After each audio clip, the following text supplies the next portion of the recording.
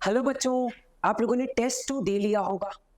जानता हूँ नंबर उतने अच्छे नहीं आए हैं क्योंकि पेपर का लेवल उतना आसान नहीं था। सर, ऐसे पेपर्स में हम नंबर कैसे लाएं? तो इसके लिए बहुत सिंपल स्ट्रैटेजी मैं आपको बताता हूँ कि अगर एक ऐसा पेपर आ गया है आपके सामने जिसमें आपको पता ही नहीं है कि एग्जैक्टली आपको मार्क्स कैसे लाने हैं। सबसे पहले हम पेपर के लेवल की बात करते हैं। The section of physics was quite difficult.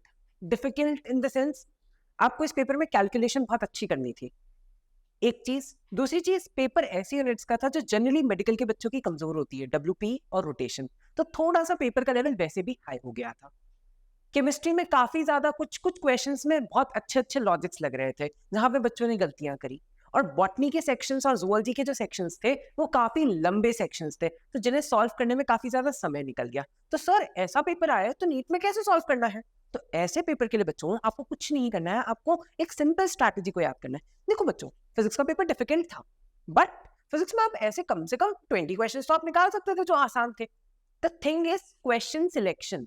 आपको पूरा पेपर नहीं आता, कोई बात नहीं, पर जो आप लोगों के थोड़े मार्क्स कम आ रहे हैं उसको हम थोड़ा सा इंक्रीज तो कर सकते हैं स्ट्रैटेजी से। हम क्या कर सकते हैं, हम एटलीस्ट 20 क्वेश्चन से 25 क्वेश्चन सिलेक्ट कर सकते हैं। उससे जो 25 क्वेश्चन होंगे एटलीस्ट हम वो कर सकते हैं, स्टेप 1।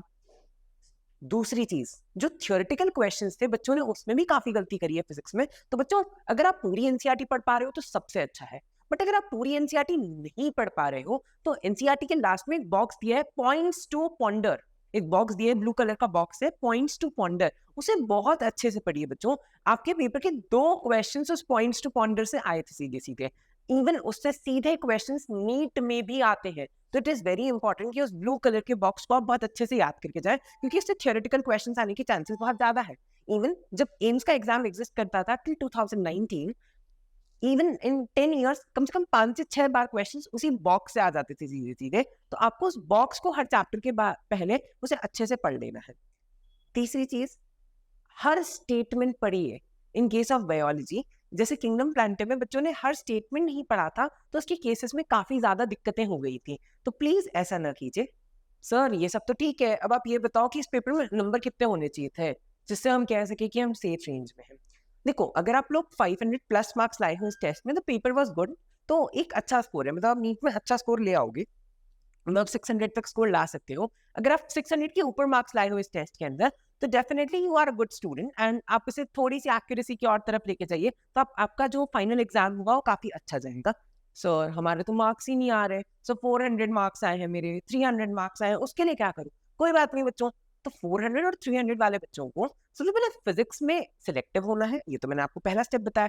दूसरी चीज, आपको बायोलॉजी और केमिस्ट्री के सेगमेंट्स को और स्ट्रॉन्ग करना है बच्चों। बायोलॉजी और केमिस्ट्री का पेपर तो प्योरली एनसीईआरटी के ऊपर बेस्ड था, तो आपको ऐसे सेगमेंट्स ढूंढने हैं उस पेपर के, और वो सेगमेंट्स आपको कहाँ से मिलेंगे? वीडियो सॉल्यूशन से। आपको हर पेपर का वीडियो सॉल्यूशन दिया जाता है ताकि आप उस क्वेश्चन का की कंसेप्ट अच्छे से समझ लें। अगर आप कोई की कंसेप्ट नहीं आता है तो उसे जाके कहाँ से पढ़ेंगे? एनसीईआरटी की बुकलेट से उसे जरूर जाके पढ़ लें। आप जितना इंपॉर्टेंट है टेस्ट को देना, उतना ही इंपॉर्टेंट है टेस्ट का एनालिसिस करना। तो बच्चों, इस पेपर का एनालिसिस बहुत अच्छा कीजिए। सर, ऐसा मत सोचिए सर नीट में तो 720 आते हैं। बच्चों, ऐसा पेपर भी नहीं आता है नीट का कि 720 लाइक पेपर हो। अगर ये पेपर ऑल ओवर इंडिया में भी गया होगा तो डेफिनेटली इसका स्कोर 680 से ज्यादा नहीं जाएगा, even all over India. I'm saying you, the All India ranker 1 would even not score because the paper was quite tricky and quite logical. ठीक है, बने रहिए मेरे साथ, मिलते हैं हम नेक्स्ट पेपर के साथ। All the best for test 3।